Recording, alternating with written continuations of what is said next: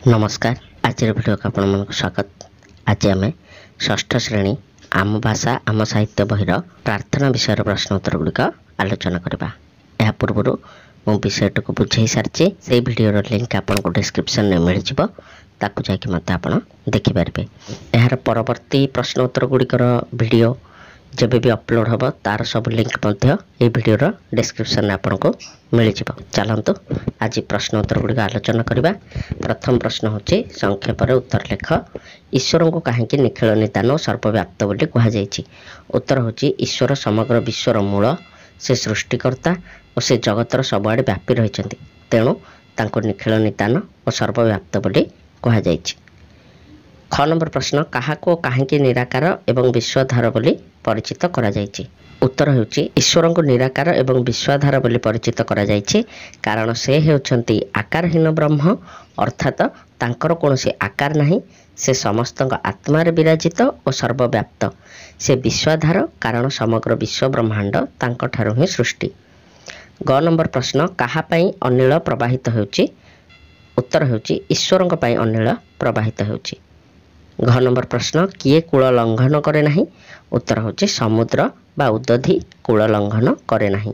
व नंबर प्रश्न ईश्वर ज्योति किपरि प्रकाशित हुए। उत्तर होची ईश्वर ज्योति स्वर्गीय अटे जहाँ नील आकाश रे ग्रह तारा रूपे प्रकाशित हुए बा ग्रह तारा उपरे प्रकाशित हुए।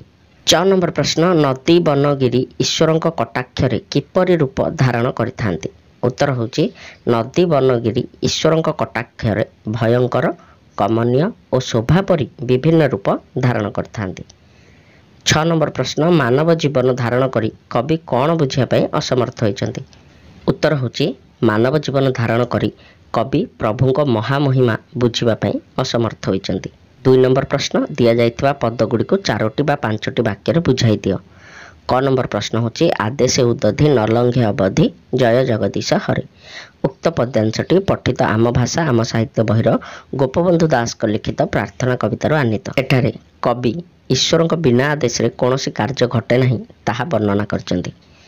ईश्वर हेउचंती सर्वशक्तिमान, तांको इच्छारे ए समग्र सृष्टि संचालित होता है। तांको बिना अनुमति रे पत्रटीय मध्य दोहली न थाए। सेहीपरि ईश्वर आदेश अनुଯାयी समुद्र तार सीमा लंघन करे नहीं। ख नंबर तब दिव्य ज्योति परकाश नीति ग्रह तारा नीलांबरे। संक्षिप्त पद्यांशटी षष्ठ श्रेणी साहित्य बहिर प्रार्थना विषय उद्धृत।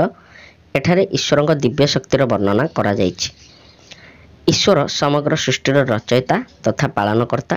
तांको रचित सृष्टि को आलोकित करने तथा जीवन प्रवाह निमंते से निजर स्वर्गीय ज्योति को ग्रह तारा और नील आकाश रे प्रकाशित करिसेंती। ग नंबर प्रश्न नदी बनगिरी भीमकांतश्री तुम्भरी कटाक्षे धरे। उत्तर होची उक्त पद्यांशटी पठित साहित्य बहिर प्रार्थना शीर्षक कवितार गृहीत। एठारे कवि गोपबंधु दास ईश्वर आड़ चाहाणी विषय उल्लेख करिसेंती। ईश्वर हेउचंती परम ब्रह्म, तांको इच्छारे संसार चले। से विश्वर आधार और स्वामी। तांको आड़ चाहाणी रे नदी बनगिरी विभिन्न रूप धारण करथांती, केबे भयंकर तो केबे कमनीय और शोभनीय। घ नंबर से महामहिमा की बुझिबी प्रभु क्षुद्र नर कलेबरे। उक्त पद्यांशटी षष्ठ श्रेणी साहित्य बहिर प्रार्थना विषय आसीअछि। एठारे कवि गोपबंधु दास किपरि ईश्वर महिमा को बुझिबाकू क्षुद्र नर असमर्थ ताहा वर्णना करिसेंती। कवि ईश्वर को निरंजन, विश्वाधार, जगदीश रूप में वर्णना करछंती।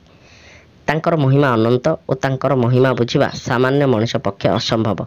तेणु ए संसार तांको चरण रे प्रार्थना करवा उचित।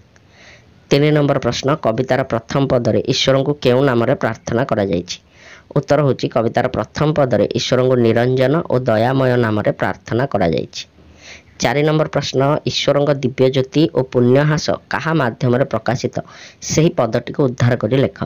उत्तर होची तब दिव्य ज्योति परकाशे नीति ग्रह तारा नीलांबरे तब पुण्यहासे कुसुम विकसे जय जगदीश हरे। 5 नंबर प्रश्न कवितार शेष पदर महत्व संक्षेप लेख। उत्तर होची हे प्रभु तुम्भे निराकार, तुम्भे दयामय, तुम्भे सर्वत्र व्याप्त।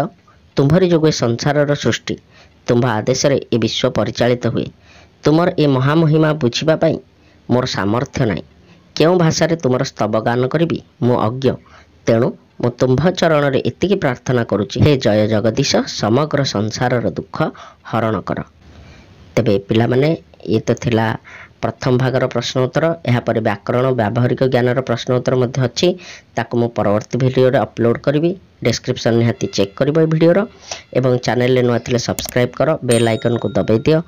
वीडियो भल लगे लाइक कर सांग सहित शेयर कर एवं मु देखा भी आपण को परवर्ती वीडियो रे। से पर्यंत चैनल अनेक गुड़े वीडियो अच्छी ताकू देखंतु मु आपन को सेठी देखा होची।